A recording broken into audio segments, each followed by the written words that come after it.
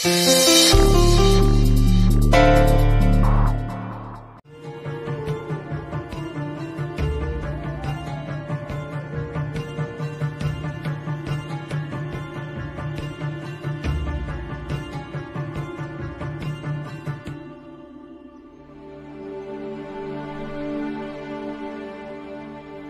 ना।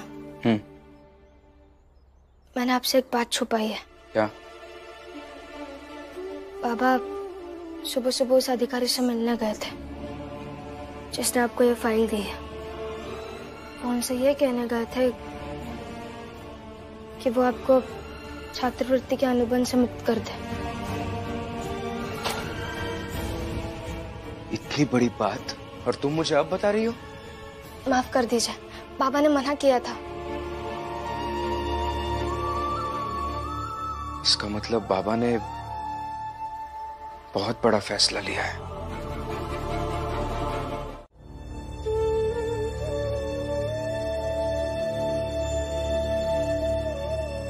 ये किसके पैसे हैं बाबा?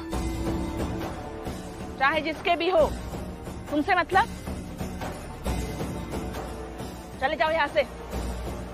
मैं आपसे पूछ रहा हूँ बाबा, ये पैसे किसके हैं? क्यों लिए आपने? और आप बड़ौदा क्यों जा रहे थे? मेरी मर्जी, मैं चाहे जहां भी जाऊं। नहीं बाबा, काम करने का फैसला मेरा है और मैं काम करूंगा। आप ये सब जो कर रहे हैं ना, वो मत कीजिए। आप मुझे बता दीजिए ये पैसे किसके हैं, मैं अभी के अभी जाकर लौटा कर आऊंगा। मेरी खुशी तुम कभी बर्दाश्त नहीं कर पाते ना भीम। बाबा मैं आपसे कुछ पूछ रहा हूँ, ये पैसे किसके हैं? मेघनाथ के पैसे हैं। बस हो गई शांति। आपको ऐसा नहीं करना चाहिए था।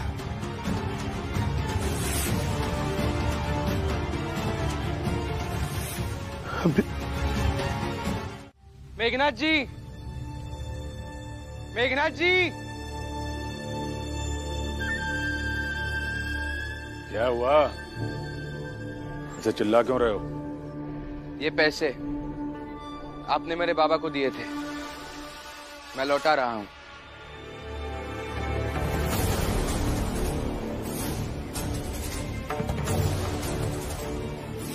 और एक बात बताना चाहता हूं, ये सब जो आप कर रहे हैं ना, मत कीजिए।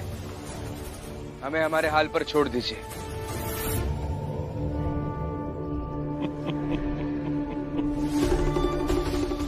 ये राम जी भी ना एक नंबर का निकम्मा आदमी।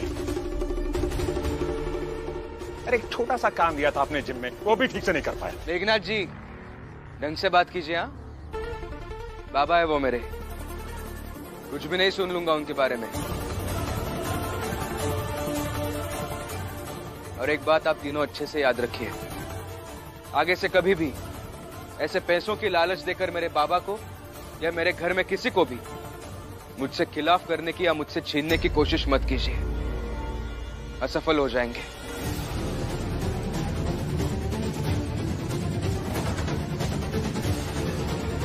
देखते हैं आगे क्या होता है। मुझे नहीं देखना आगे क्या होता है।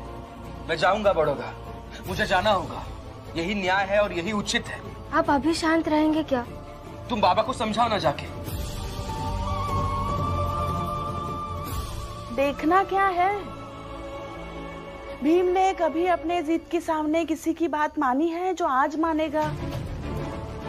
देखिए, मैं इसीलिए कह रही हूँ, चलिए यहाँ से, कहीं और रह लेंगे ना। और फिर क्या पता, आपके कहीं और रहने से यहाँ रमा दीदी और बाकी लोगों की जिम्मेदारी निभाने के लिए भीम वहां जाने का ख्याल ही छोड़ दे।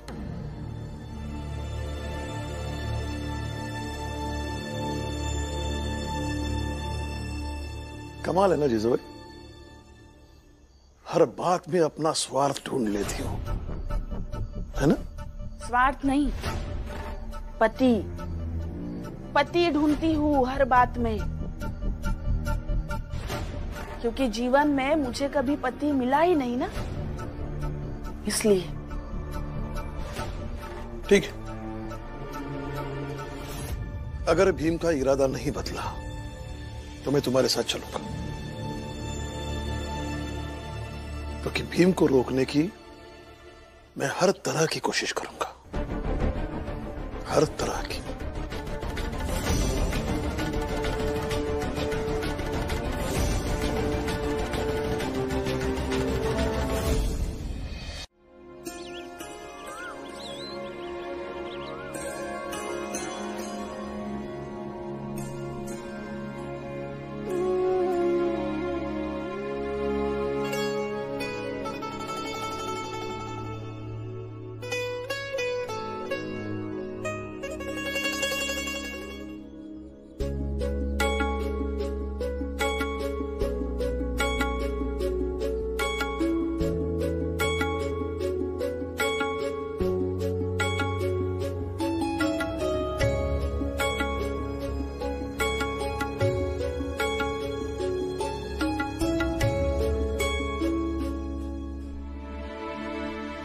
आप रात भर काम कर रहे थे?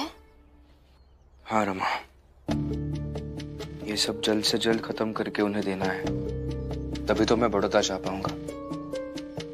और मैं यही चाहता हूं कि मैं जल्द से जल्द बड़ौदा चला जाऊं, ताकि जो गतिरोध बना है वो खत्म हो सके।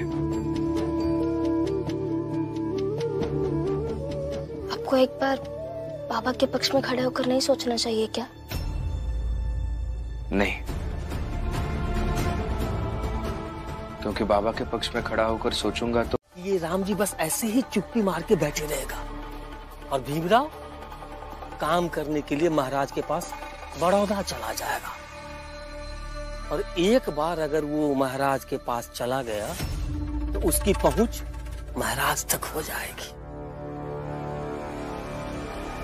और मालिक, आप लोगों पर इतना विश्वास किया कि आप भीम का कुछ करेंगे,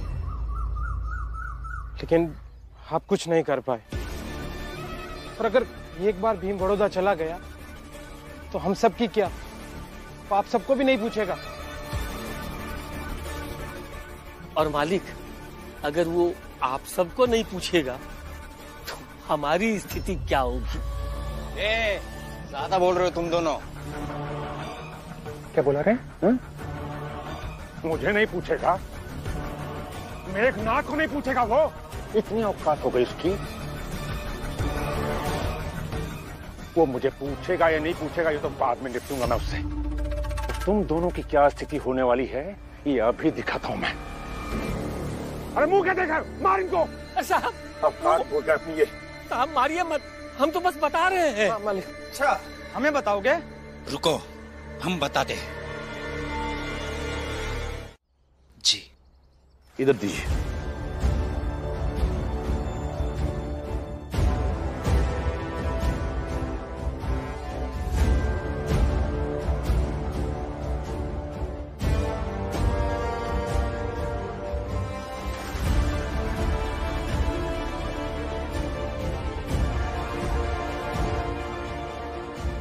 बहुत अच्छे। भीमराव, ये बताओ कि बड़ौदा कब जा सकते हो? जब आप कहे तब। फिर ठीक है, कल सुबह बड़ौदा जाने की तैयारी करो।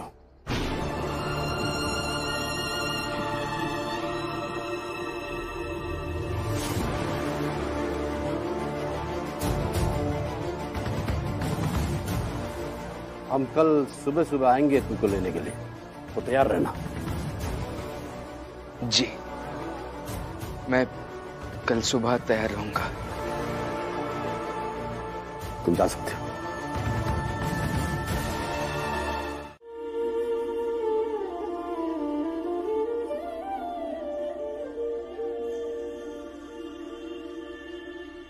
रमा,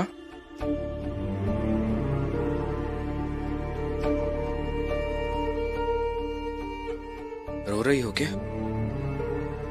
नहीं, मैं कहाँ रो रही हूँ, खुश हूँ मैं। झूठ मत बोलो, आंखों में आंसू है तुम्हारे। रो रही हो तुम, क्यों रो रही हो?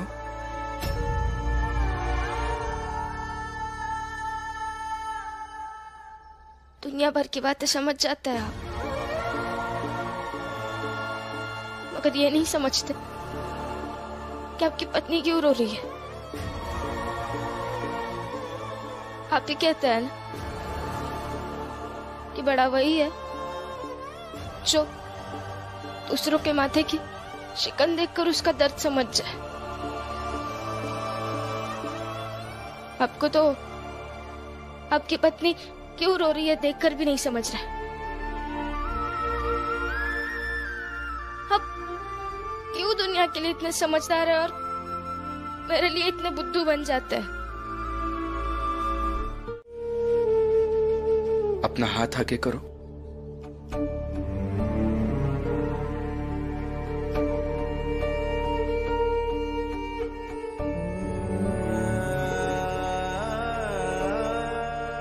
क्या हुआ? हाथ आगे करने क्यों कहा?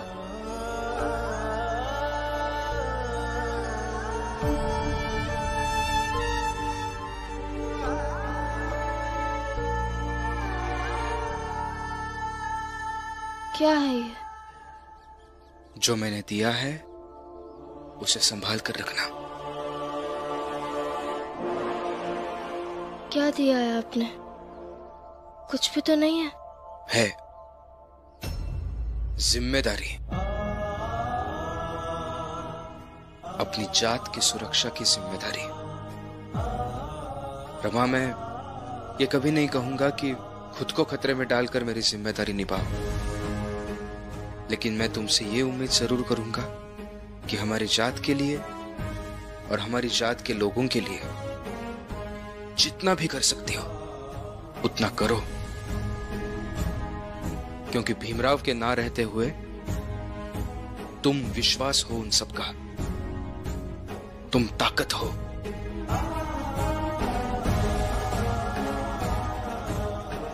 अब आप चाह रहे तो मैं वादा करती हूँ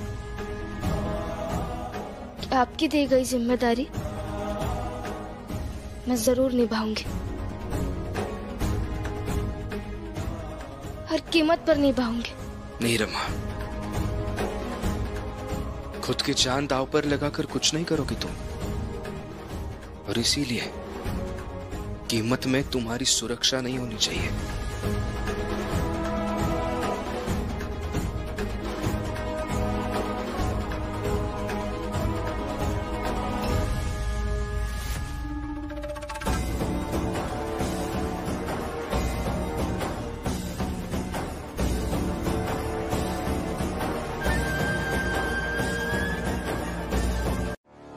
हम नहीं ढूंढेंगे बाबा को।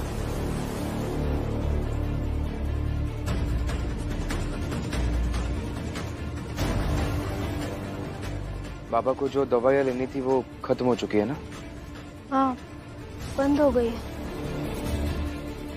फिर उन्हें ढूंढने की कोई जरूरत नहीं। भीम, ये क्या बात कर रहे हो? दवाइयां खत्म हो गई, इसका मतलब ये थोड़ी है कि अब भैया को ना ढूंढे। बुआ, ढूंढा उन्हें जाता है ना जो खो गए हो। बाबा तो भाग गए खुद से, इसलिए उन्हें खुद ही वापस आना होगा और अपने बेटे को बड़ौदा जाते हुए देखना होगा।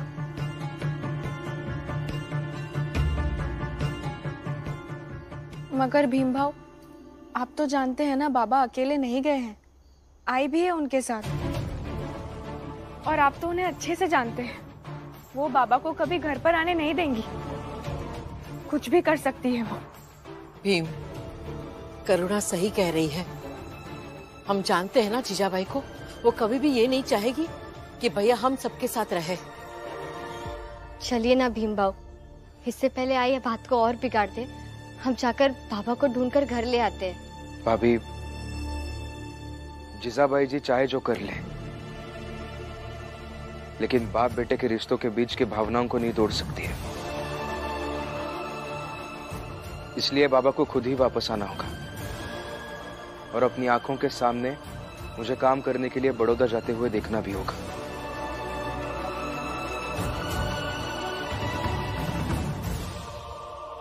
आप सब चिंता मत कीजिए।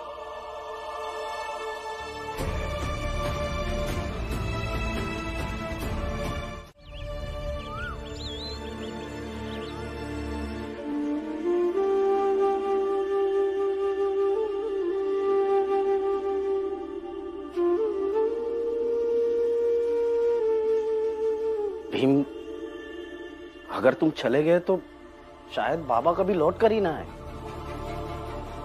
इतनी बड़ी कीमत चुका कर जाओगे क्या तुम? हाँ भीम, मुझे भी लगता है कि तुम्हें यहाँ से नहीं जाना चाहिए। लेकिन भीम भाव, आप जाइए। बाबा को ऐसे नहीं जाना चाहिए था। हाँ, यहाँ जो होगा सो होगा, लेकिन आप जाइए।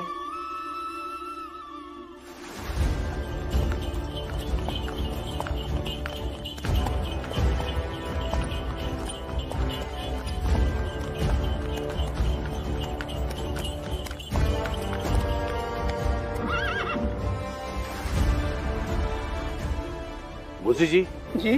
जाइए भीमराव को बुला के लाइए। जी। जाइए।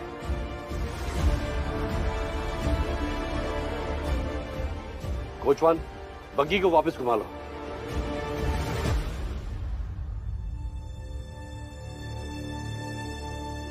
भीमराव, भीमराव,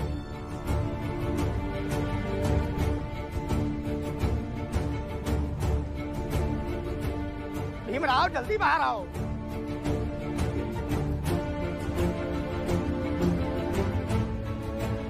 भीमराव चलो, समय गुजरता जा रहा है।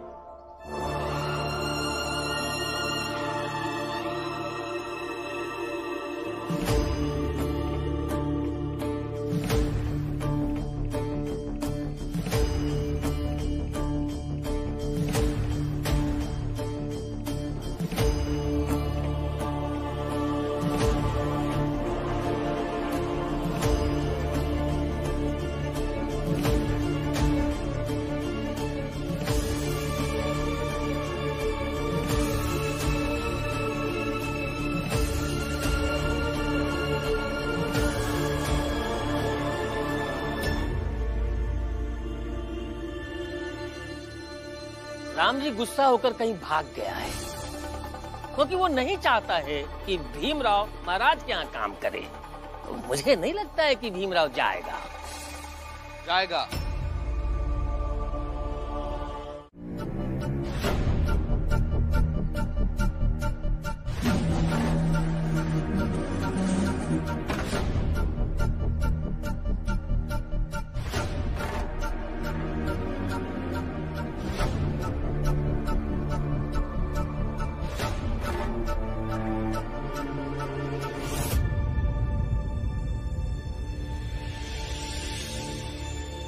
भैया आप जाइए, आप दोनों, और बाहर जाकर लोगों से ये कह दीजिए कि भीमराव चाल में तब तक भूखा प्यासा बैठा रहेगा जब तक उसके बाबा वापस नहीं आ जाते। और ये बात बाबा तक अपने आप पहुंच जाएगी। भीम, ये कैसी जिद है? यहाँ किसी को पता नहीं है बाबा कहाँ गए, इस वक्त वो कहाँ होंगे। तुम ऐसे भूखे प्यासे रहोगे तो कैसे चलेगा? हाँ, ये कैसे जिद है?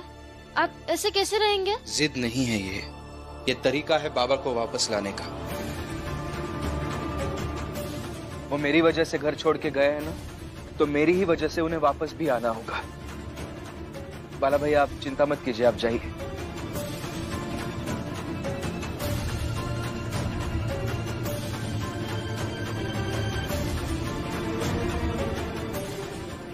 बाबा, बड़ौदा जाऊंगा तो जरूर, और आपके सामने जाऊंगा।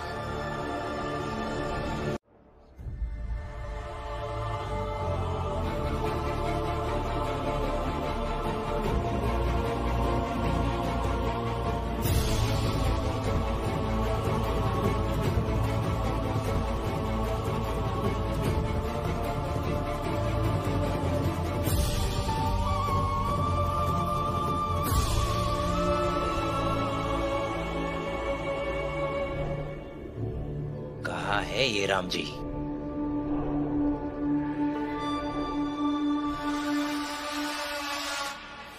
आओ।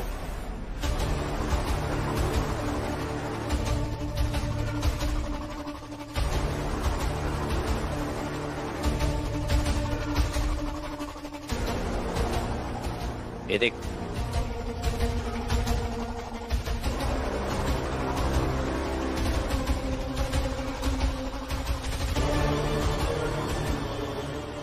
चल के धक्का दे देते, खेल ही खत्म।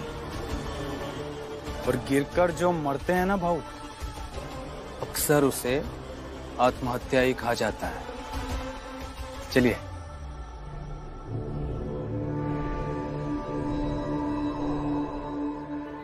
सब लोग मिलकर मुझे मेरे पति से दूर रख रहे हो। रुको, रुको तुम, रुको।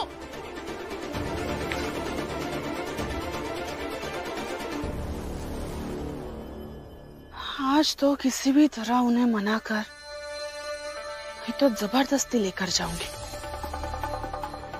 क्योंकि अगर आज उन्हें नहीं लेकर गई वापस कभी लेकर नहीं जा पाऊंगी।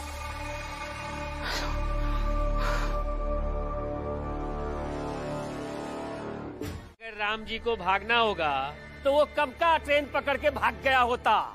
अभी तक वो बंबई में थोड़ी होगा। हा? अरे कहाँ भागेंगे?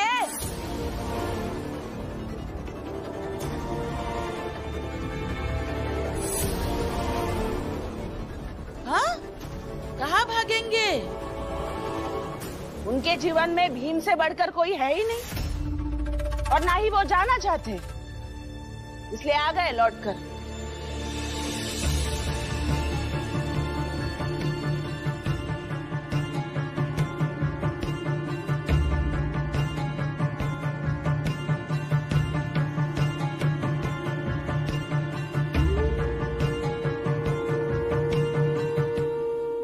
भैया, बाबा, कहाँ चले गए थे आप? अगर मैं घर छोड़कर चला जाऊंगा, तुम खाना पीना छोड़ दोगे? हाँ, छोड़ दूंगा। खाना पीना सब कुछ छोड़ दूंगा। आपको मुझसे बहस करनी है बाबा? बहस कीजिए। आपको इन सबके सामने लड़ना है, लड़ाई कीजिए, लेकिन आगे से कभी भी आप मुझे छोड़कर जाएंगे नहीं।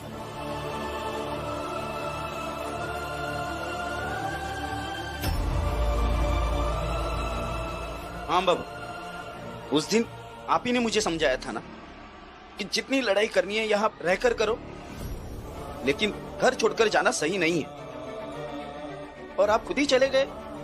इस तरह घर छोड़कर जाने का या उसके बारे में सोचने का तुम्हें जरा भी हक नहीं है। तुम्हें जो भी करना है घर में रहकर करो। अरे सब नाटक है इनका बाला। ये बेटे के है, बेटा इनका है, बाकी कोई नहीं है इनका। तो उसमें गलत क्या है जीजा भाई? बाप बेटे के बीच में प्यार है, वो तो अच्छी बात है ना। अब चलिए, आइए। मैं तुम्हें बड़ौदा जाने नहीं दूंगा। वो देखेंगे बाद में कि मैं जाऊंगा या नहीं जाऊंगा, लेकिन अभी इस वक्त वादा कीजिए आप मुझसे, आप कभी मुझे छोड़कर नहीं जाएंगे। ठीक है, वादा करता हूं। मरूंगा तभी तुम्हें छोड़कर जाऊंगा, मैं तो नहीं जाऊंगा।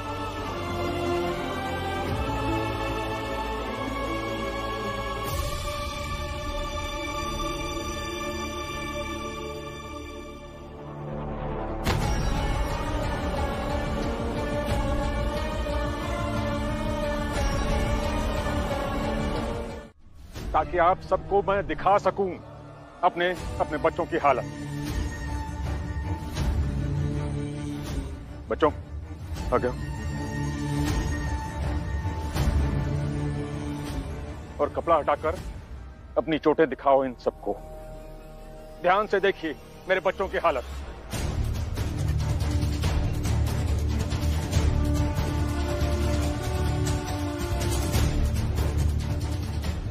बच्चों, घुमाकर दिखाओ, पूरे जख्म दिखाओ सबको। देखिए, देख रहे हैं आप सब ये चोट के निशान?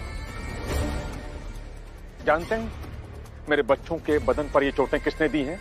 छोटी जात के 2 लोगों ने, छोटी जात के।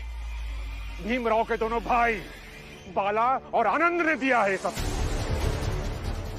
अब फैसला आप सबको करना है कि हमें जात से बाहर रखकर ऐसे ही शांति से बैठकर हमारी हालत का तमाशा देखें या हमारे साथ मिलकर इन चोटों का बदला लें।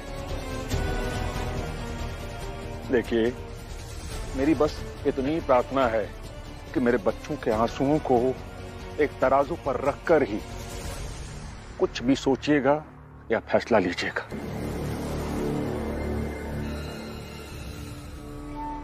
अब फैसला आपका है।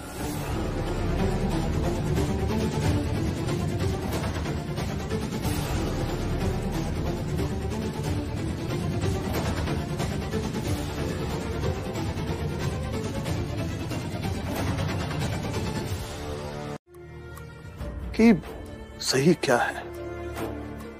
एक बार भागकर कोरेगांव चली गई थी, क्या मिला?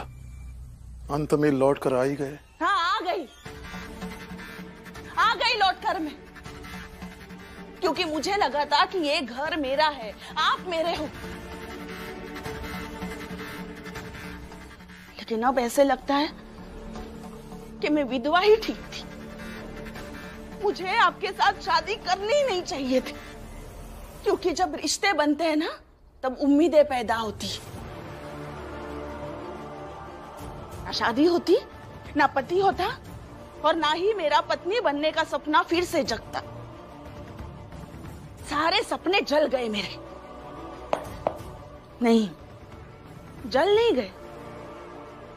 आपका जो आपके बेटे के प्रति प्यार है ना, उससे दबकर, कुचलकर, कूट कूट कर टुकड़े हो गए।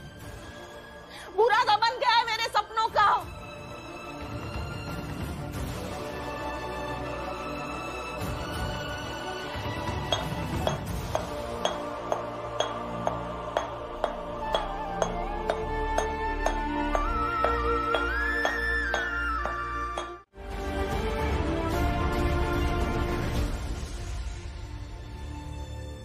ये क्या कह दिया बाबा आपने?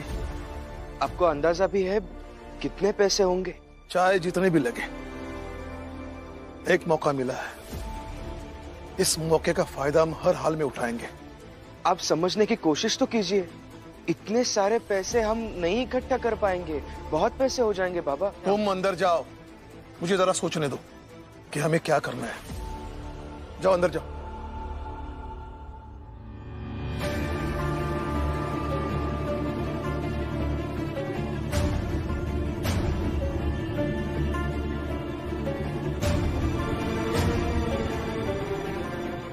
मेरा,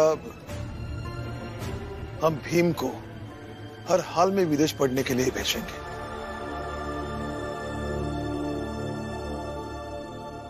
आप में से कितने लोग मेरे साथ हैं जो भीम को बड़ौदा जाने के बदले विदेश में पढ़ने के लिए भेजना चाहते हैं?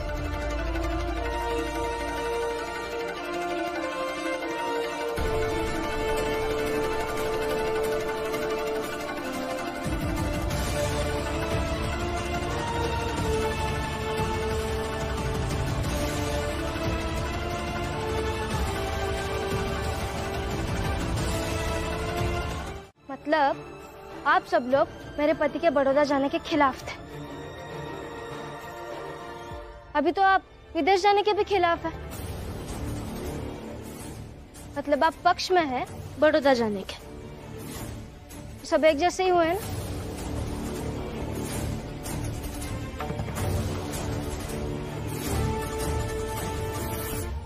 अजीब बात नहीं है, आप लोगों के जीवन में सिद्धांत ही नहीं। जिन लोगों के जीवन में सिद्धांत होता है वो लोग सही और गलत के बीच तय करते हैं, मगर आप लोग तो इस बात से तय करते हैं कि मेरे पति के साथ ज्यादा से ज्यादा कैसे बुरा हो।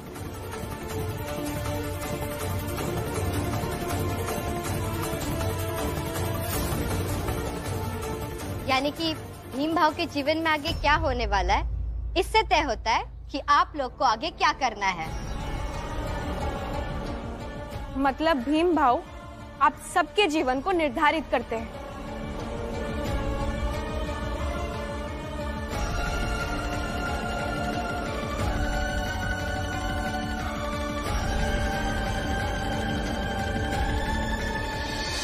सबको क्या लगता है? तुम्हारी बकवास सुनकर हम शर्मिंदा होकर रास्ते से हट जाएंगे? इस गलतफहमी में मत रहना। अभी बकवास सुनने या करने का समय नहीं है मेरे पास।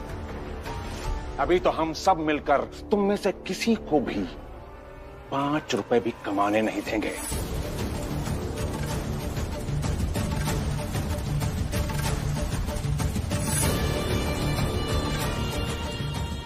चाहे कुछ भी कर लो तुम सब, चाहे अपना खून ही क्यों ना बेच दो।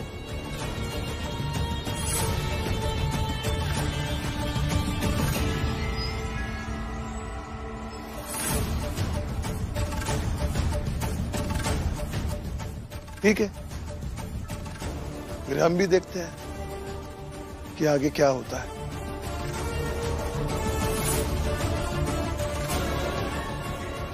चल।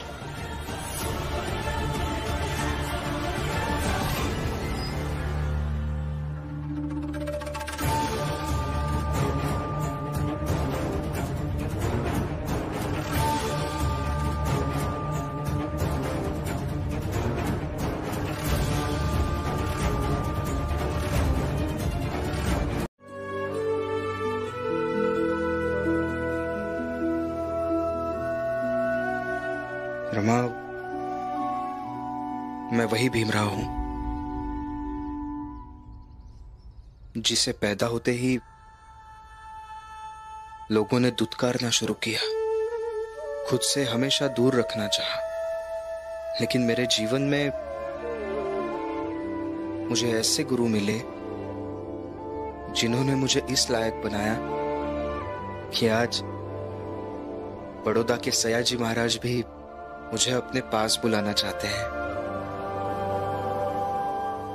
किसी भी मनुष्य के जीवन की कीमत अगर कोई बढ़ा सकता है तो वो गुरु है। और इसीलिए मुझे ऐसा लगता है कि इस पूरे विश्व में सबसे मुश्किल भूमिका अगर किसी की है तो वो गुरु की है।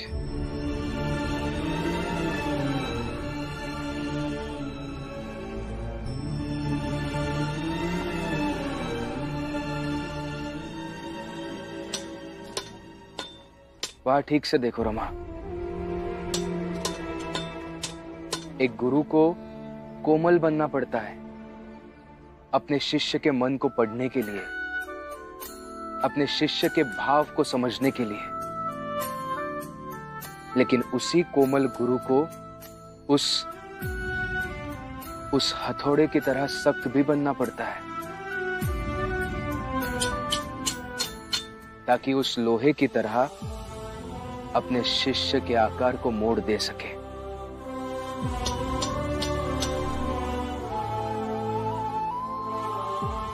और गुरु निस्वार्थ भी होते हैं, क्योंकि बना हुआ शिष्य काम आता भी है तो वो दूसरों के लिए काम आता है। उनके इस समय तो बस फिर से कोई बनने वाला शिष्य आता है। और इसीलिए तो गुरु बनना बहुत मुश्किल बात है, क्योंकि सिर्फ ज्ञान ही नहीं बल्कि एक गुरु अच्छाई का भी वाहक होता है। और इसीलिए फिर एक बार मैं अपने जीवन के सारे गुरुओं को प्रणाम करना चाहता हूं।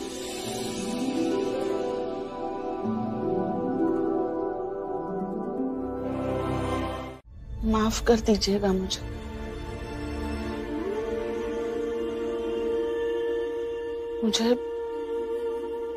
मुझे ऐसा नहीं कहना चाहिए था। किस बात के लिए माफी? आज तक तुमने इतना कुछ कहा है, किस किस चीज के लिए माफी मांग रही हो?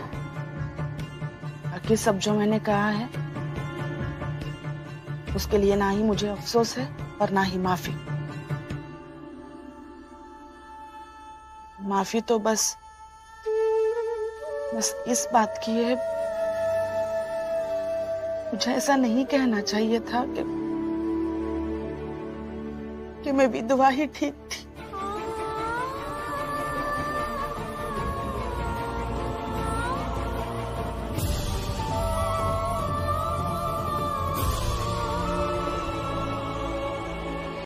सुहागन होकर मुझे ऐसी बातें नहीं करनी चाहिए थी। मैं आपसे लड़ती झगड़ती, भीम से चिढ़ती हुई भी जीवन गुजार रही हूँ। विधवा रहती तो जीवन स्थिर सा रह जाता बस।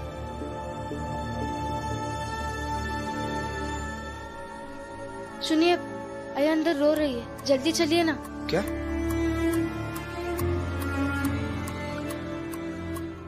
और आप भी दोबारा ऐसे मत कहिएगा। मैं और जी नहीं पाऊंगा।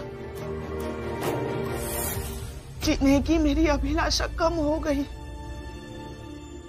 मत कहिएगा।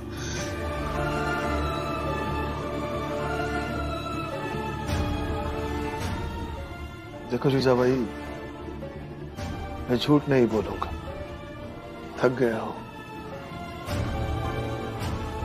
भीम को विदेश भेजने की मेरी आखिरी लड़ाई है। मैं जीतूं या हारूं, लेकिन अब सोच के लगता है कि मैं ज्यादा दिन नहीं जी पाऊंगा। अब मत बोलिए ना ऐसा। हमेशा से यही कहता रहा हूं जो मेरा दिल कहता है, और मेरा दिल यही कह रहा है, तो मैं क्या करूं? यही सच है जीजा भाई।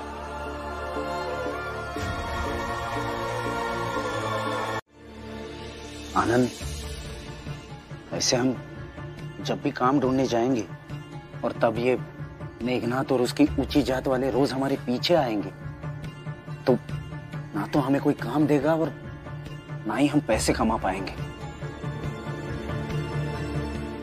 बाला भैया, अब सब काम ढूंढने जा रहे हैं, इसीलिए मैं भी जा रहा हूं।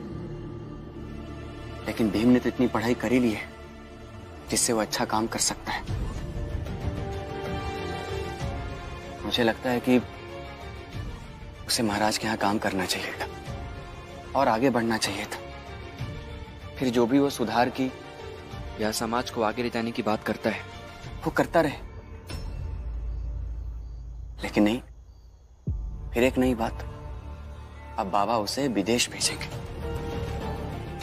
बस यही बात है बाला भैया कि मुझे बिल्कुल नहीं समझ में आ रहा है। आनंद, तुमने कभी सोचा है कि आज तक हम दोनों अपने जीवन में कुछ बड़ा क्यों नहीं कर पाए? क्यों? मैं बताता। तुम्हें याद है बचपन में बाबा, आई, बुआ सब चाहते थे कि हम दोनों भी भीम की तरह पढ़ाई लिखाई करें। उन्होंने बहुत कोशिश की, प्यार से समझाया, गुस्सा किया। पढ़ाई के अलावा और कोई बात सोची तो मार मार के टांगे तोड़ दूंगा, समझे? लेकिन मेरा कभी पढ़ाई में मन ही नहीं लगा, तो मैंने पढ़ाई छोड़ दी। फिर मैंने बाजा बजाना शुरू किया।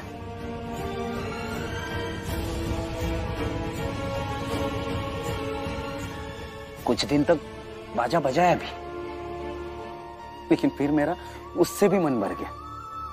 और तुमने भी पढ़ना शुरू किया था, लेकिन जल्द ही तुम्हारा भी मन पढ़ाई से भर गया। हम दोनों अपने जीवन में अलग अलग काम करते रहे, कभी भी केंद्रित होकर एक रास्ते पर नहीं चल पाए। लेकिन भीम, वो हमेशा केंद्रित होकर चलता रहा और चलते चलते आज इस मोड़ तक आ गया है जहां से उसे विदेश भेजना भी दूर नहीं लग रहा है। तो जाने दो ना उसे, हम में से कोई तो दूर तक जाए। पर बाला भैया, इतने सारे पैसे कहां से आएंगे?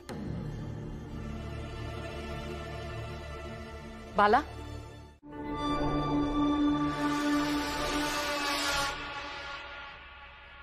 वहीं रुक जाओ भीमराव।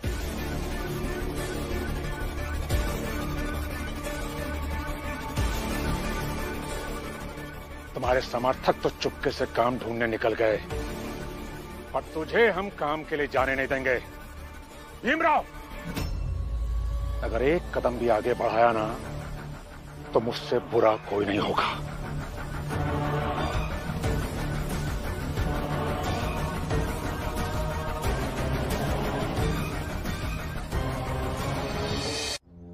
भीमराव, ये आखिरी चेतावनी दे रहा हूं तुझे। अगर एक कदम भी आगे बढ़ाया ना तो जान से मार डालूंगा।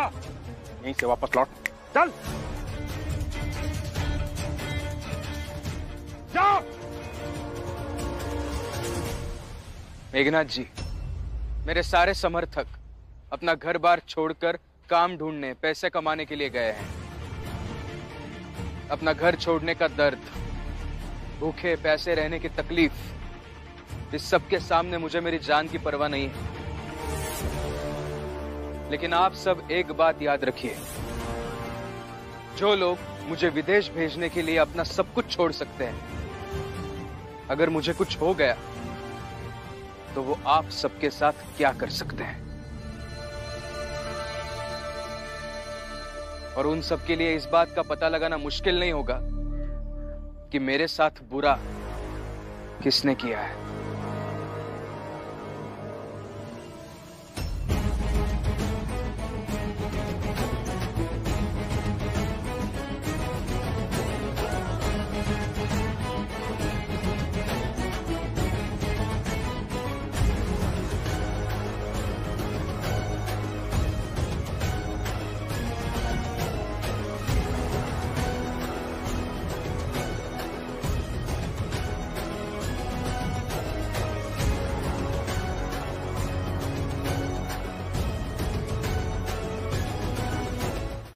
अरे बाबा, आप सामने से क्यों हट गए? निपटा देते ना। अरे स्थिति की गंभीरता को समझा कर। अगर अभी इसे हाथ लगाते ना तो हमें से कोई नहीं बचता, इसीलिए जाने दिया इसे। समय आने दे, फिर देखेंगे इसको। पर फिलहाल तो इसके जो समर्थक है ना, जो यहां से दूर चले गए हैं, उनमें से अगर एक दो को निपटा देना, किसी को पता भी नहीं चलेगा। क्या समझा? और एक बात और समझ ले शिशुपाल, भीमराव का अंत करने से ज्यादा जरूरी है भीमराव को जिंदा रखकर इसके विचारों का अंत करना, ताकि ये अपनी आंखों से देख सके अपने विचारों को मरता दम तोड़ता हुआ।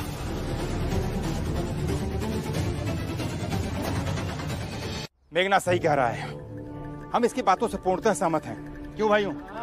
बिल्कुल सही कहा मेघनाथ जी ने, सही कहा बिल्कुल।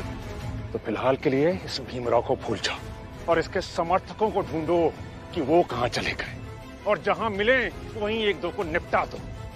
कुछ ज्यादा ही सेवा कर रहे हैं ना अपने मालिक की, तो एक दो की बलि तो बनती है।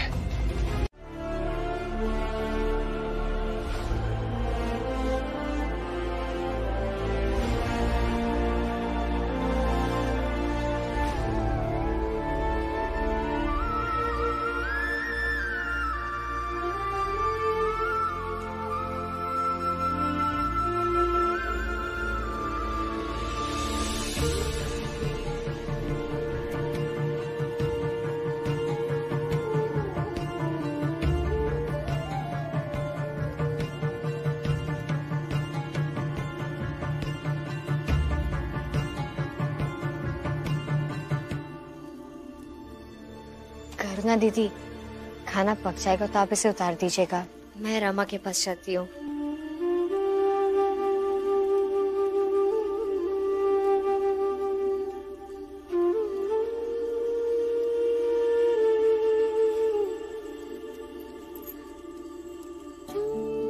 क्या हुआ रमा? वो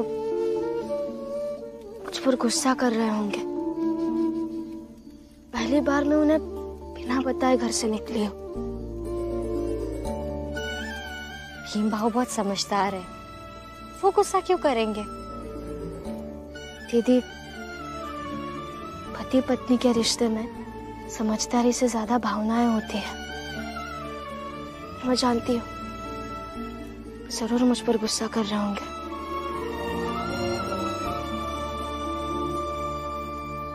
बुआ, मुझे ये सब बिल्कुल सही नहीं लग रहा है, अजीब लगने लगा है। बाबा अगर मुझे बड़ौदा जाने देते, विदेश भेजने की जिद ना करते, तो आज मेरी वजह से चाल वालों को, घर वालों को ऐसे घर बार छोड़कर जाना नहीं पड़ता। बाला भैया, आनंद भैया तक तो भी ठीक था, लेकिन बाबा, डलिया अम्मा, फुलिया काकी, इन सबको तकलीफ कैसे दे सकता हूं मैं?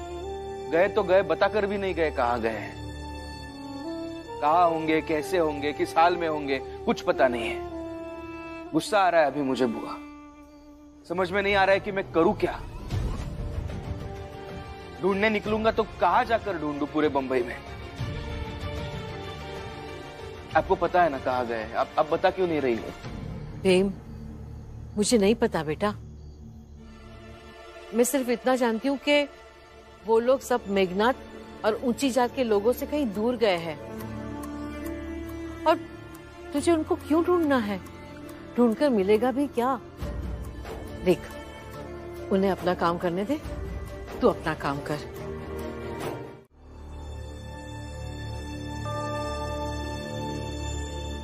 बाबा, रमा ने खाने से मना कर दिया।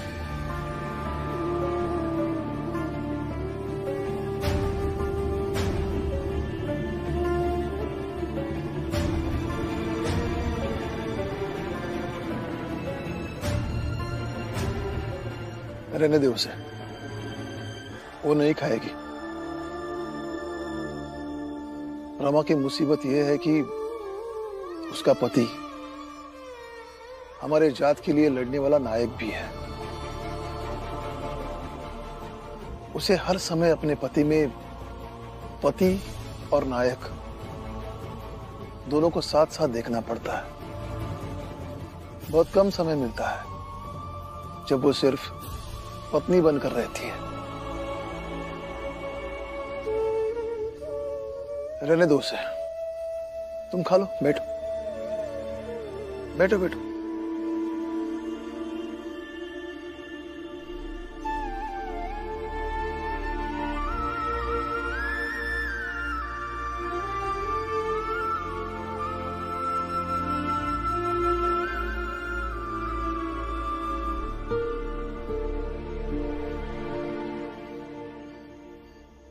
रमा,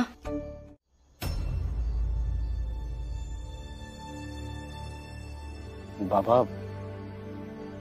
ये तो बहुत कम पैसे हैं, इतने पैसों में नहीं हो पाएगा। बाबा, अगर पैसे कम होंगे तो हम भीम को महाराज के अनुबंध से कैसे मुक्त कर पाएंगे?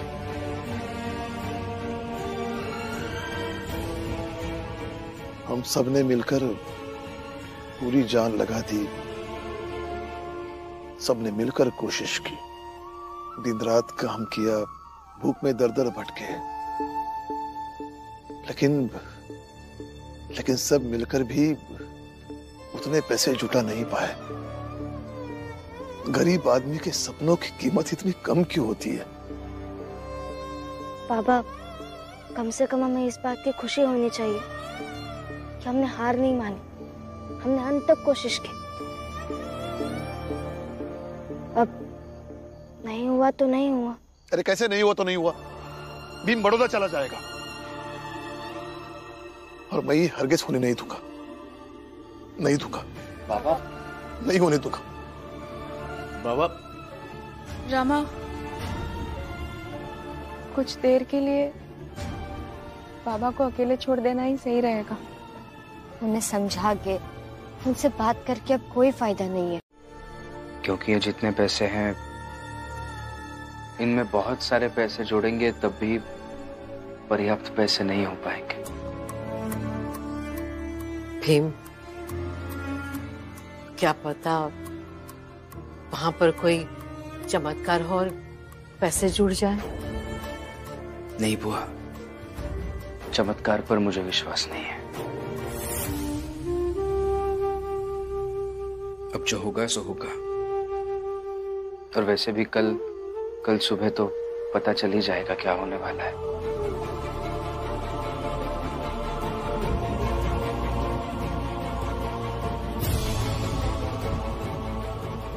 पता नहीं कल सुबह क्या होगा।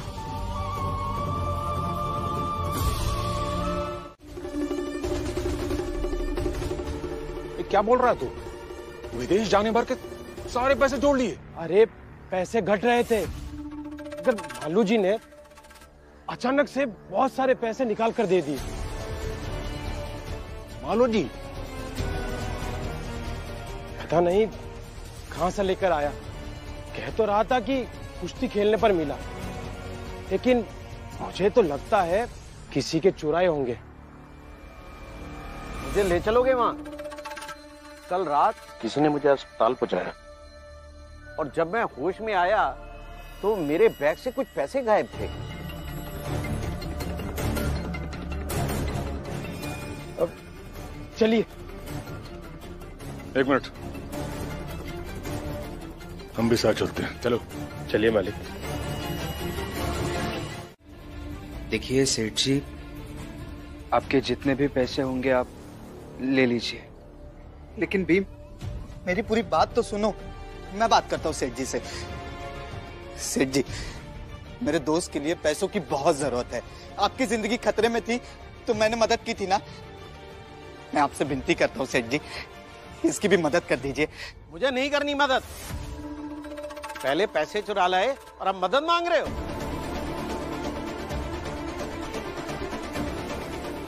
ए मालो जी, अरे मदद तो दूर की बात है, तुझ पर तो पैसा चुराने का केस करेंगे हम। अरे कर दीजिए केस, डाल दीजिएगा जेल में। लेकिन सेठ जी, ये पैसे लेकर मत जाइए। आपके थोड़े पैसे से मेरा दोस्त विदेश चला जाएगा पढ़ने के लिए। आप ही सोचिए, अगर चोरी करनी होती तो मैं पूरा अटैची चुराता ना। लेकिन नहीं सेठ जी, मैंने सिर्फ उतने पैसे निकाले जितना मेरा दोस्त भीम का काम हो जाता है। मुझे कुछ नहीं सुनना, मुझे मेरे पैसे चाहिए।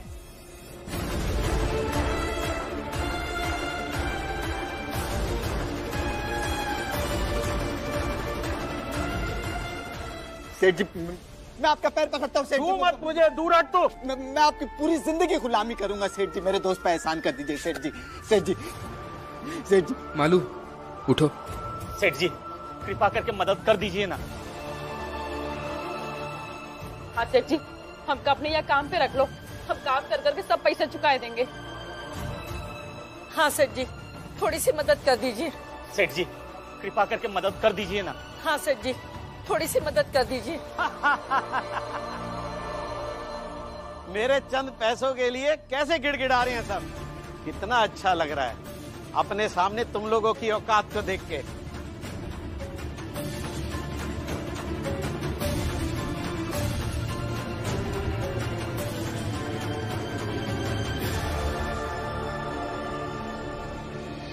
अरे तुम लोग कितने भी हाथ पैर जोड़ लो, मिन्नतें कर लो, पर ये मदद नहीं करेंगे तुम में से किसी की भी। समझ गए?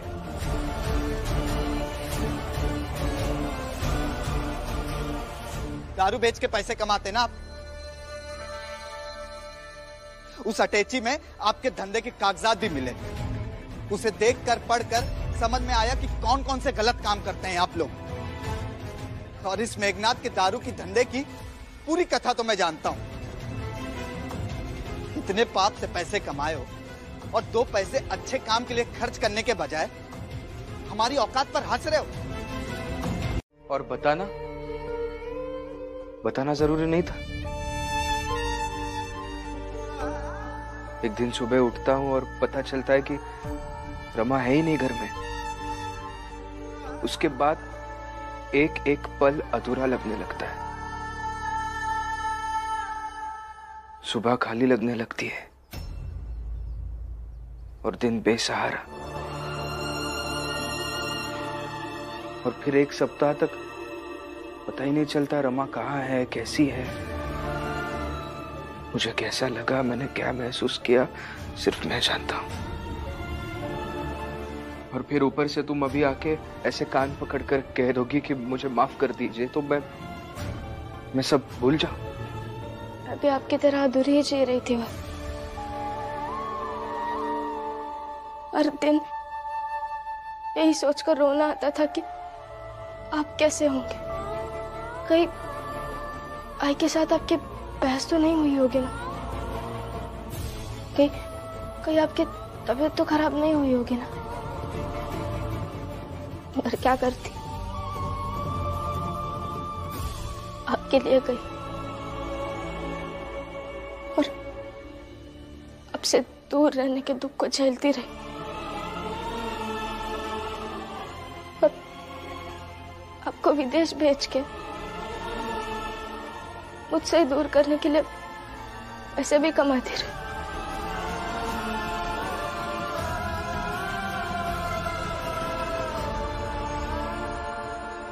मैं तो बस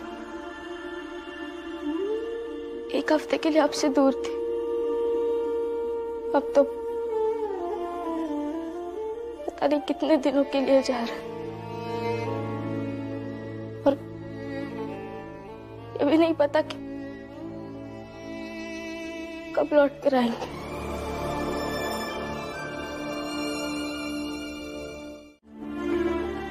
और इतने समय में क्या क्या बर्बाद हो जाएगा। आप ये सब मुझे क्यों बता रहे? और मैं क्या कर सकती हूँ इसमें? जीजा भाई, साफ साफ कहो तो तुम नाटक सोच लेती हो। सोचो ना कुछ नाटक, और मेरे बेटे को जाने से रोक लो ना। आप लोग मुझे इसी बात पर ताने मारते थे ना, ये जीजाबाई बड़ी नौटंकीबाज है, और आज आप इसी जीजाबाई से मदद मांग रहे हैं, और वो भी किसके लिए? भीम के लिए। मैं आपकी मदद नहीं करने वाली। और क्यों करूं मैं? किसके लिए? मेरे लिए, मेरे खातिर। देखिए, मैंने कहा कि मैं आपकी कोई मदद नहीं कर सकती, और मेरे लिए तो यही बेहतर है कि भीम यहाँ से चला जाए।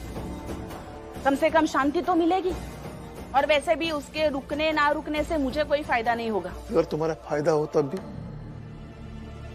कर दो रमा।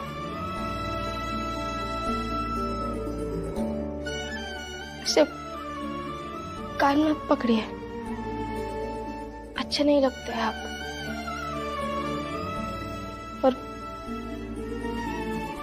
मैं तो आपको ये सब बताती भी नहीं।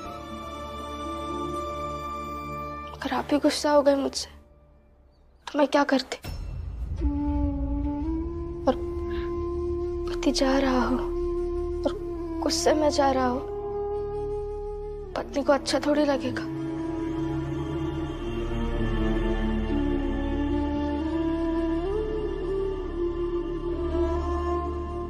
अब सारा गुस्सा, शिकायत, ये सब खत्म हो गया हो तो बाहर चले, सब इंतजार कर रहे हैं।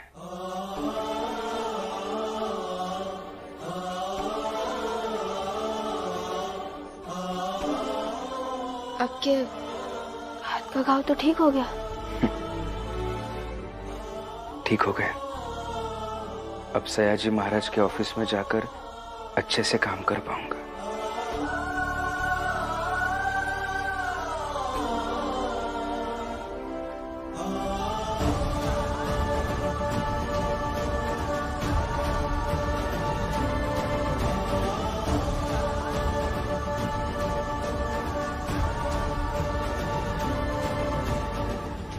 रमा, ये सब रहने दो, मैं कर लूंगा। पहले तुम थोड़ा हंस लो। हंसो, हंसो।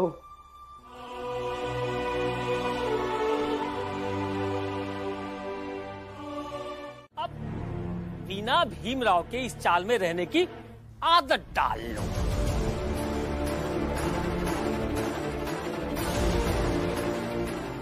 और मुझे तो लगता है कि अब इस चाल में पहले से ज्यादा शांति मिलेगी। है? बिल्कुल सही कहा हितेश बाबू आपने।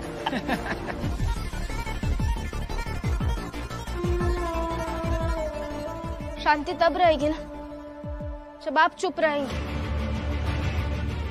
और किसी को शांति से रहने देंगे।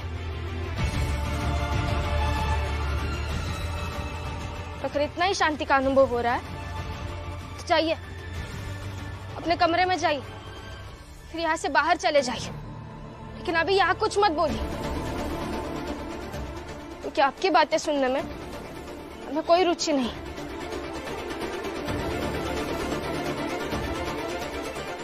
थक गई हूँ मैं आपके ताने सुन सुन के।